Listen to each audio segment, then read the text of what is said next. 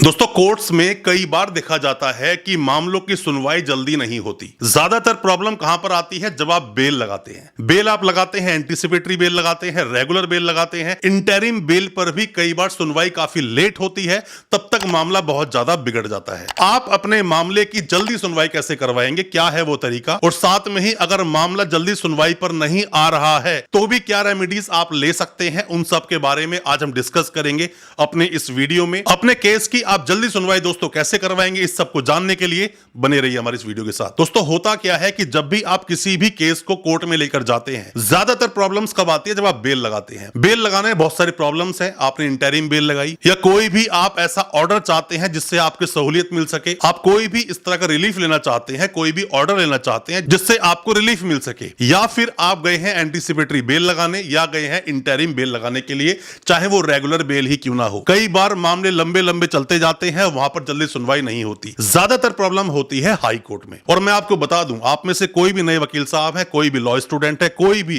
कानूनी जानकारी ले रहा है, या फिर आपका कोई सगा संबंधी जानकार अगर जेल में है, या फिर आपका कोई भी सगा संबंधी जानकार अभी वो बेल लगा रहा है हाई कोर्ट में या किसी भी कोर्ट में, जल्दी सुनवाई कराने का एक बहुत आसान तरीका दोस्तों वैसे तो होता है कि आप अर्ली हियरिंग की एप्लीकेशन लगाएं। मतलब कि केस को जल्दी सुना जाए, इसकी एक एप्लीकेशन लगाई जाती है हाई कोर्ट में या सेशंस कोर्ट में या सुप्रीम कोर्ट, जहां पर भी आप जा रहे हैं, डिपेंड करता है केस टू केस। प्रॉब्लम आपको होती है हाई कोर्ट में। हाई कोर्ट में मामले बहुत सारे पेंडिंग है, बहुत सारे मामले सामने हैं, उन सबको भी सुनना है, उन सबको भी डिसाइड करना है। ऐसे में ही आपकी बेल फंसी रह जाती है। कई बार तो जो आपकी बेल लगाई गई उसके पेपर्स तक पूरे नहीं होते, पिटीशन में बहुत सारी कमियां होती हैं, उनको ही रिमूव कराने में आपको बहुत बहुत लंबा टाइम लग जाता है। ये होता है सुप्रीम कोर्ट में भी, ये होता है हाई कोर्ट में भी, ये होता है सेशंस कोर्ट में भी। आपका मामला क्या है डिपेंड करता है। मामला बहुत सीरियस नेचर का है, ऐसे मामलों को देखा जाए तो जल्दी से एंटीसिपेटरी बेल नहीं मिलती, बेल उनको भी मिलती है, डिपेंड करता है मामले क्या है। लोग सालों साल से बैठे हैं जेल में, अभी तक उनके केस की सुनवाई नहीं हुई है। क्यों नहीं हुई है?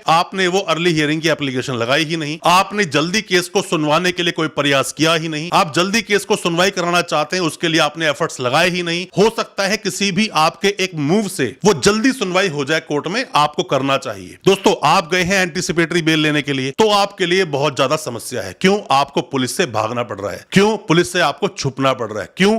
पुलिस आपको अरेस्ट कर सकती है। आप चाहते हैं कोई भी किसी भी तरह का रिलीफ मुझे हाई कोर्ट से या किसी भी कोर्ट से जल्द मिल जाए, और आपकी सुनवाई नहीं हो रही है। वो इसीलिए नहीं हो पा रही है कि आप कोई एप्लीकेशन मूव नहीं कर पा रहे हैं। और ऐसे में ही क्या देखा गया, कई बार एंटीसिपेटरी बेल लगाई होती है, लगाने की सुनवाई हो नहीं पा रही है, इतने में ही पुलिस आपको अरेस्ट कर लेती है, अरेस्ट करके आपको जेल भेज देती है। फिर आप आते हो रेगुलर बेल पर, और ये एंटीसिपेटरी बेल को आपको विड्रॉ करना पड़ता है। सेशंस कोर्ट में जल्दी सुनवाई हो जाती है। यहां पर भी किसी भी मामले की जल्दी सुनवाई कराना चाहते हो, अर्ली हियरिंग एप्लीकेशन लगा दो। चाहे आपका कोई भी वो जो जानकार है वो जेल में हो, चाहे वो बाहर हो, एंटीसिपेटरी बेल हो चाहे रेगुलर बेल हो। रेगुलर बेल लगाने गए हो 439 सीआरपीसी में आप लगाओगे, 439 ऑफ सीआरपीसी में। आप अगर गए हो किसी भी एंटीसिपेटरी बेल में, 438 ऑफ सीआरपीसी में वो बेल लगती है। तो डिपेंड करता है कि किस केस में आप गए हो। इंटरिम बेल में भी बहुत बार बहुत लंबा लंबा समय लग जाता है। प्रॉब्लम होती है, लोगों की डेथ हो जाती है अगर किसी भी मेडिकल ग्राउंड पे गए हो। आप इंटरिम बेल पर यह जरूर देख ले किस ग्राउंड पे जा रहे हो। आप छोटे मोटे मामलों पर जा रहे हो कि मुझे एक छोटा मोटा ऑपरेशन करवाना है, मैं जेल में बंद हूं, मुझे ऑपरेशन कराने के लिए मुझे इंटरिम बेल दे दी जाए दोस्तों, तो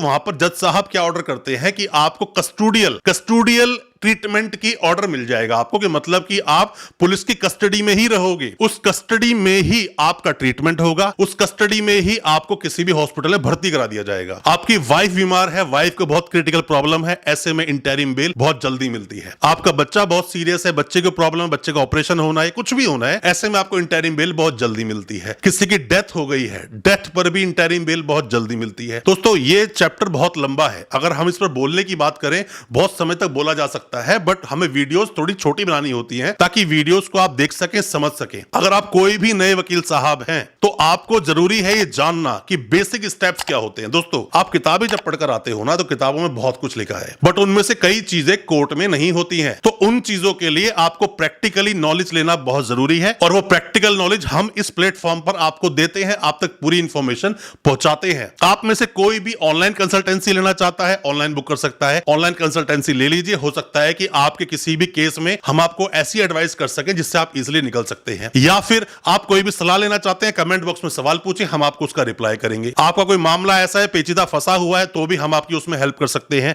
मतलब कि आपको बता देंगे आप कैसे निकलेंगे, हम आपको उसके बारे में एडवाइस जरूर कर देंगे। बाकी डिपेंड करता है हमारा जो पर्सनल एक्सपीरियंस है क्रिमिनल केसेस को लड़ने का। हमने कोर्ट में कई बार ये देखा है कि जो किताबों में लिखा है चलता वैसे ही है, बट उसकी रूपरेखा बदल जाती है कोर्ट में जाते ही। दोस्तों आपको अच्छा वकील बनना है, आप अच्छे से क्रिमिनल प्रैक्टिस करना चाहते हैं तो बहुत जरूरी है कॉन्फिडेंट होना, बहुत जरूरी है नॉलेज का होना, बहुत जरूरी है एक्सपीरियंस का होना। एक्सपीरियंस कब आएगा? बहुत सारे केस लड़ोगे आप, बहुत सारे केस लड़ते लड़ते लड़ते लड़ते बाद में एक वक्त आता है जब किताब खोलने की जरूरत नहीं पड़ती, सब चीजें आपको टिप पर याद होती है और आपको पता होता है कैसे आर्ग्यू करना है और क्या बातें हमें नहीं बोलनी है। तो दोस्तों कैसे आप अर्ली हियरिंग करवाएंगे, कैसे अपने केस की जल्दी सुनवाई करवाएंगे, उसके बारे में मैंने आपको बताया। आपको अच्छा लगा आज का हमारा वीडियो? हमारी वीडियो को ज्यादा से ज्यादा अपने दोस्तों परिजन परिवार तक शेयर करें ताकि वो भी अपने आप को कानूनी जानकार बना सके। हमारे चैनल को सब्सक्राइब करना बिल्कुल ना भूलें, साथ में लगा बेल आइकन जरूर दबा दें ताकि इसी तरह की लीगल अवेयरनेस की वीडियोस आप तक पहुंच सके सबसे पहले। बहुत बहुत शुक्रिया दोस्तों, धन्यवाद हमारे इस वीडियो के साथ बने रहने के लिए।